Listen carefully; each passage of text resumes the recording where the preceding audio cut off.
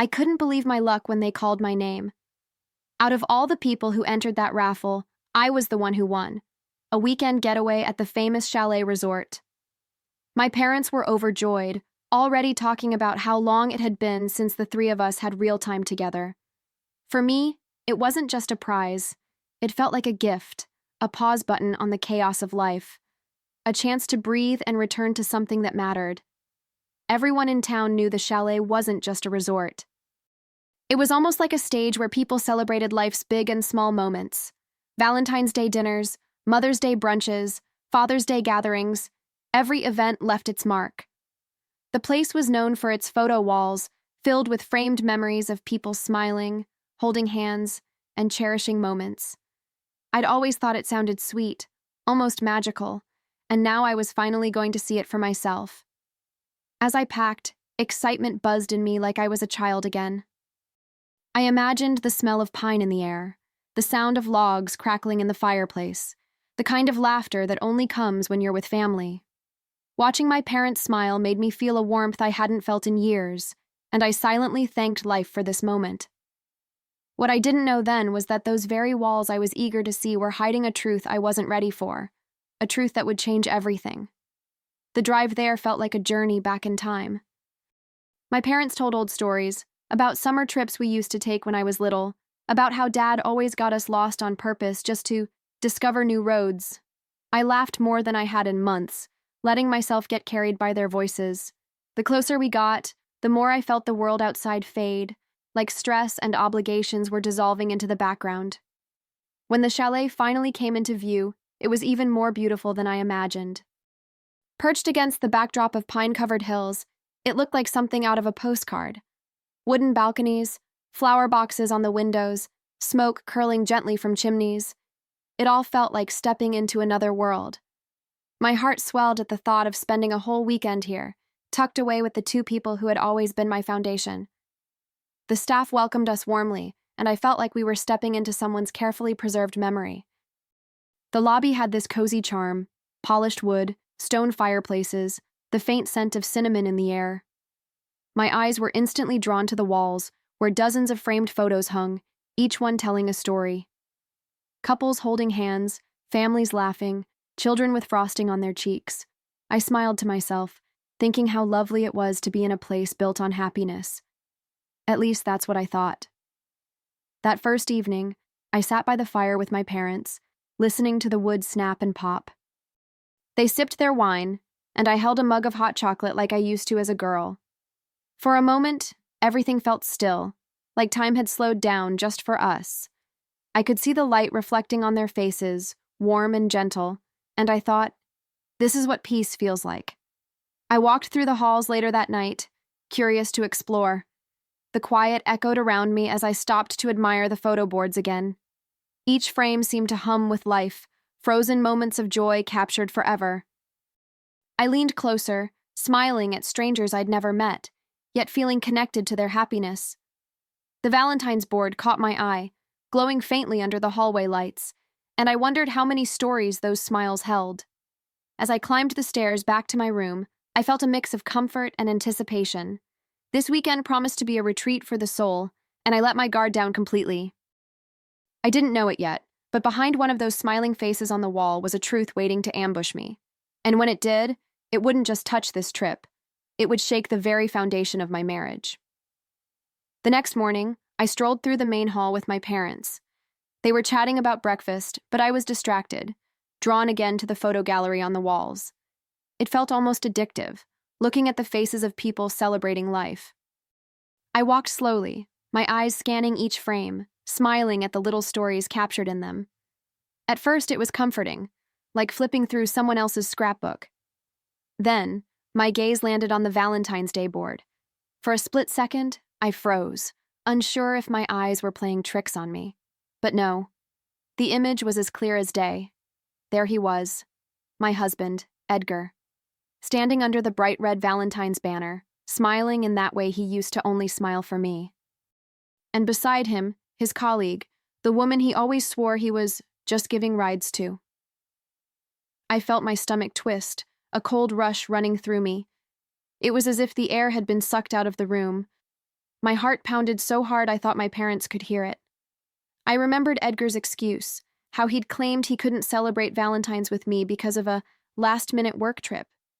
My hands trembled, but I didn't say a word.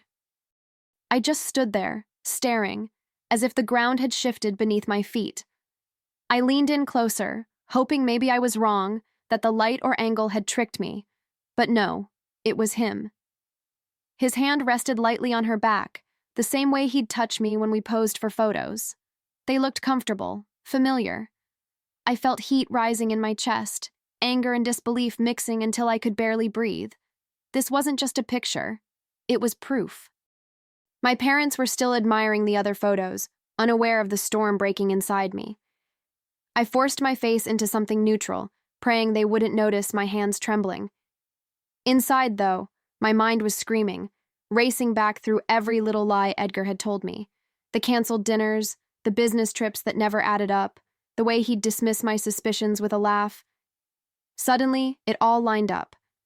I took a step back, clutching my arms around myself like it might hold me together. I felt betrayed, humiliated, but also strangely sharp, as though every nerve in my body had come alive. My parents thought this trip was a celebration, and here I was, standing in front of a frame that had just ripped the ground out from under me. I swallowed hard, forcing myself to keep walking, though every part of me wanted to crumble. Every detail of that photo burned itself into my memory. The red banner above them, the soft glow of the chalet lights, the way Edgar's smile looked so easy. It wasn't the smile of a man caught in the moment. It was the smile of someone comfortable, at home, almost proud. That's what cut deepest. He hadn't just betrayed me in secret. He'd done it publicly, without fear of being seen. I wanted to rip the frame off the wall, smash the glass, and scream for everyone to look. But I didn't. Instead, I stayed perfectly still, like a statue trying not to give itself away. My parents were laughing together a few feet away, blissfully unaware. I couldn't shatter their moment, not yet. So, I bit the inside of my cheek until I tasted blood, holding it all in. As I stood there, my chest tight, something inside me shifted. The shock was still raw, the pain unbearable, but another feeling started to creep in. Clarity. I knew right then that I couldn't let this slide, couldn't let Edgar's betrayal stay hidden in plain sight. The photo wasn't just proof, it was a weapon, and sooner or later I was going to use it. I excused myself, telling my parents I needed some fresh air. My heart was pounding so hard I thought I might collapse, but I forced a steady smile. Outside, the cool mountain breeze hit my face, and I pulled my phone out with trembling hands. Slowly, carefully, I snapped photos of the Valentine's board, making sure Edgar's smile and her face were crystal clear. Each click of the camera felt like armor being built. As I stood there, the memories rushed in, stinging sharper than the wind. The canceled dinners, the weekends he said he was too busy to spend with me, the nights he came home late, smelling faintly of perfume that wasn't mine, and always the same excuse. Don't be paranoid, Sarah. She's just a colleague, I'm just giving her a ride. My gut had screamed the truth for months, but I'd let his words bury it. Now, staring at the evidence in my hands, the ache in my chest started to change shape. The grief was still there, but beneath it, something colder stirred. I wasn't going to cry, not here, not now. No, I was going to plan. If Edgar thought he could lie to my face, parade around with her, and get away with it, he was about to learn just how wrong he was. I sat on a bench just outside the chalet, clutching my phone like it was both a lifeline and a weapon. The photos glowed on the screen, undeniable and merciless. My pulse slowed a little as I stared at them, and I felt the first wave of control washing back over me. For the first time since I saw that picture on the wall, I wasn't drowning. I was calculating. Every word Edgar had thrown at me in the past replayed in my head like poisoned echoes. The smirk when I questioned him, the way he made me feel silly, jealous, even crazy. Sarah, don't make drama where there isn't any. Those words used to silence me, make me doubt myself. But now, they only fueled the fire building in my chest. I finally had proof that it wasn't me, it was him. And in that moment, I made a promise to myself. I wouldn't explode, I wouldn't confront him right away. No, that would be too easy for him. Instead, I would be patient. I would plan carefully, step by step. His lies had built this stage, and I was going to make sure his fall from it was as spectacular as the betrayal itself. I walked back inside, steadying my breath, masking every trace of the storm inside me. My parents were chatting happily in the lounge, and I joined them as though nothing had happened.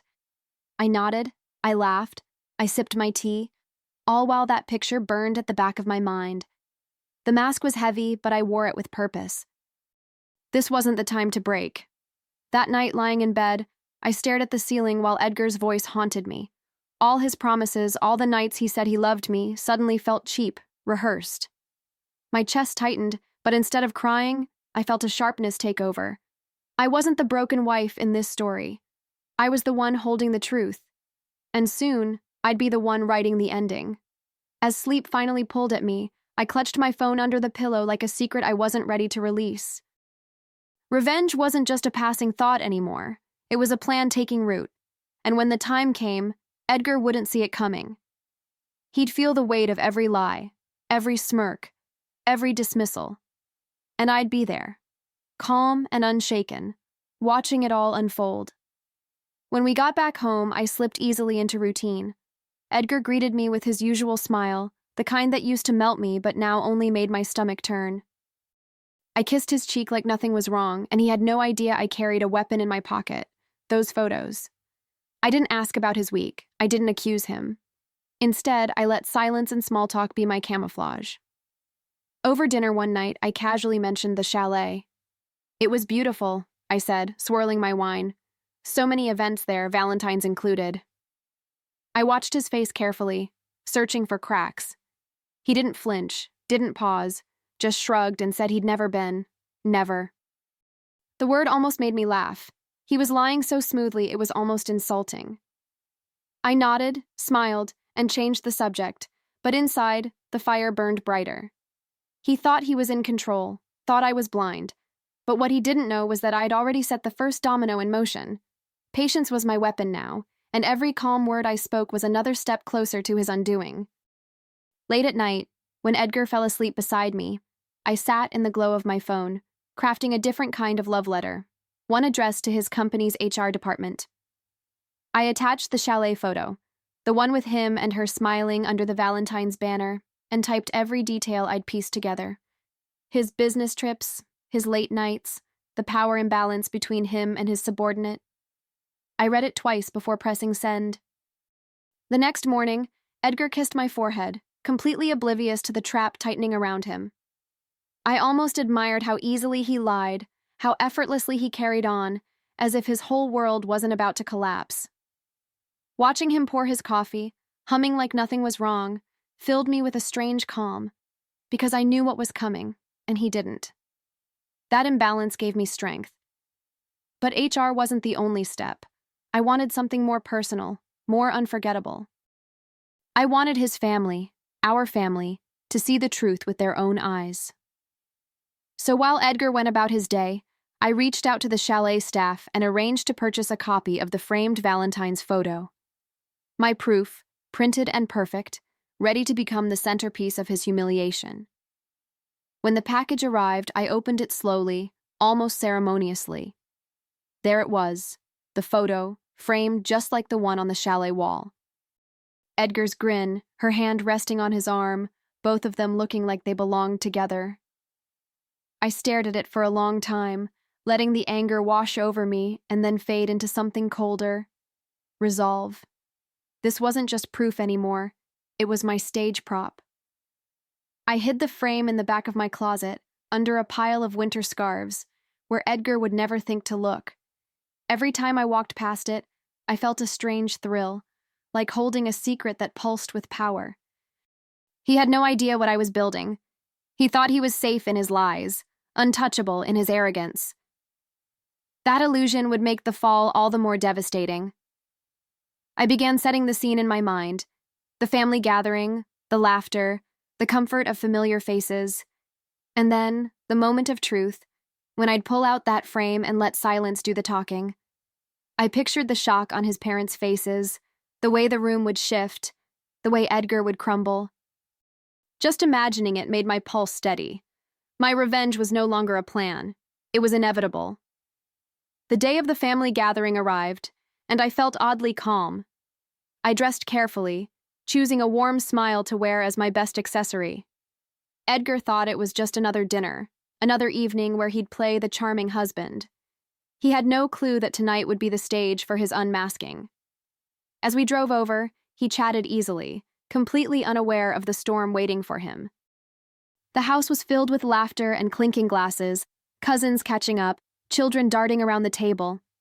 Edgar slipped into his usual role, joking with relatives, pouring wine, looking every bit the devoted man. I stayed close, nodding, engaging, even laughing when expected. Inside, though, I kept my focus on the moment that was coming. My secret was tucked safely in my bag, and I could feel its weight like a pulse against my hand. When dessert plates were cleared, I rose with a cheerful grin. "I brought a little something back from the chalet," I announced, my voice light, almost playful. The room quieted, curious.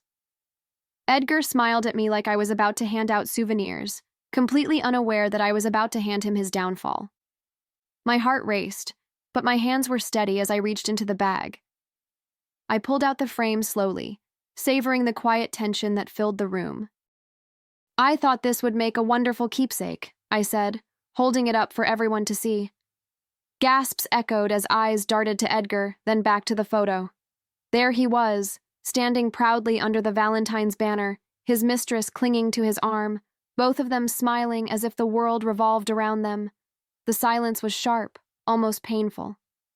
Edgar's parents stared in disbelief, their expressions hardening with every second. My mother covered her mouth, my father's jaw clenched. Edgar stammered, his face flushing crimson as he tried to form words that simply wouldn't come. For once, the man who always had a lie ready was speechless. And in that silence, his entire facade began to crack. I didn't need to say much. The photo spoke louder than anything I could have screamed. "Funny, isn't it?" I said softly, letting the words hang in the air.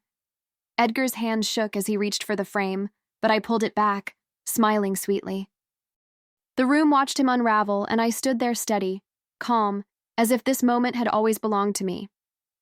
Edgar's voice cracked as he tried to explain, muttering about misunderstandings and work obligations.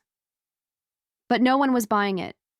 Every eye in that room was on him, heavy with judgment, disappointment, and disgust.